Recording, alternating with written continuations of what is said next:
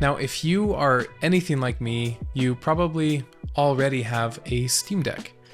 And you've probably had one for a while and already love it. But deep down in our caveman brains is a rule that's been universally engraved. I see video about Steam Deck, I watch it. So even though I've had my Steam Deck for a little over a year at this point, I still watch every single video that pops up on my feed. And now I feel like it's my turn to do a little evangelizing for the cause. So this is my ode to Steam Deck.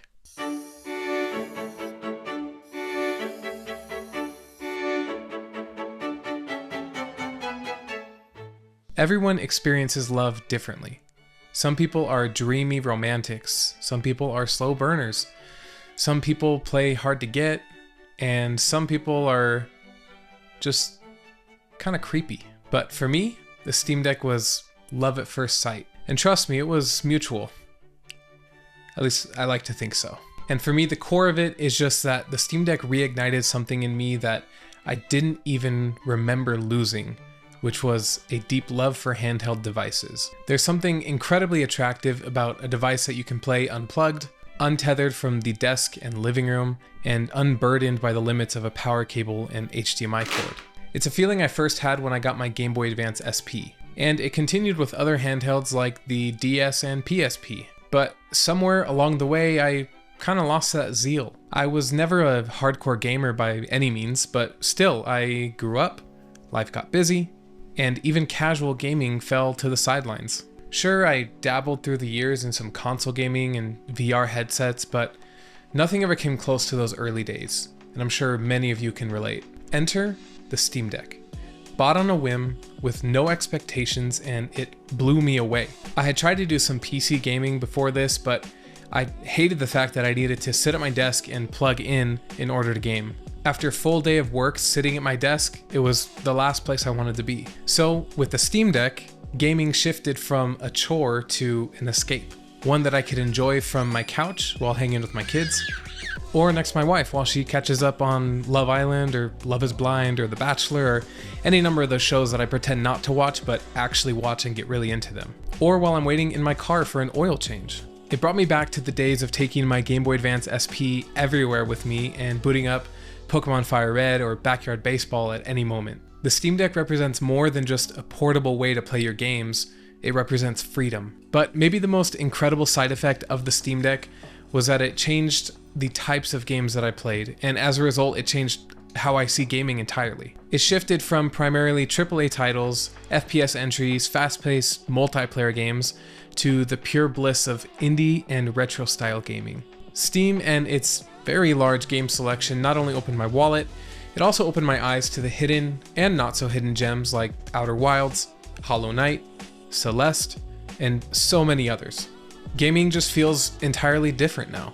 Indie games force you to experience the beautiful and creative part of games that are so often masked by high fidelity graphics and an open world. So like I said, I've never even been much of a gamer, and before the Steam Deck I had never even played a Metroidvania. I thought platformers were for old people, like 30 and up, who were too stuck in nostalgia to appreciate modern AAA gaming.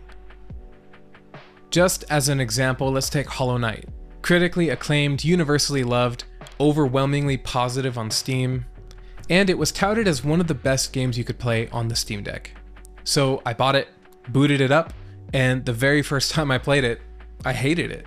It was so far from what I was used to playing that even after a few hours in, it just did not click. But every time I opened the Steam store, I was reminded of it front and center, so I decided to give it another shot. This time around, it clicked. I spent hours in the gameplay and I discovered that, yeah, I actually like ye old platformers. But I promise you, there is no way that would have happened if I did not have an easy pick up and go device like the Steam Deck. And I've had tons of experiences just like that one with other games thanks to the Steam Deck. So while on paper the capability of the Steam Deck might not be up to par with some of the most powerful handhelds, it is anything but subpar. The superpower of the Steam Deck is that it forces you to see gaming for what it really is and find joy in simplicity. It's the same reason why I'm falling in love with retro gaming, which if you haven't played a lot of retro games, the Steam Deck is a great gateway drug into that space. To play games that were created with a microscopic fraction of the computing power that we have today, and still create novel and fun mechanics and create the genre-defining experiences that are literally the core of the most popular games in current day is fascinating. Playing these games today, you realize it's not just nostalgia that keeps people coming back, it's pure fun. And the Steam Deck fully embodies this concept. It might have limits, but it is not limited. For me, it expanded my very tiny-brained definition of fun. Now, if you don't have a Steam Deck, but you've been on the fence, my advice is to get one and experience it for yourself.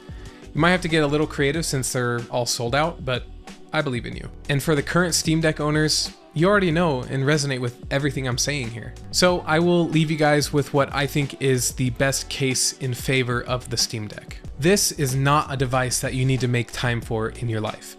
It's a device that finds and fills the time in between. And that is what makes it so magical.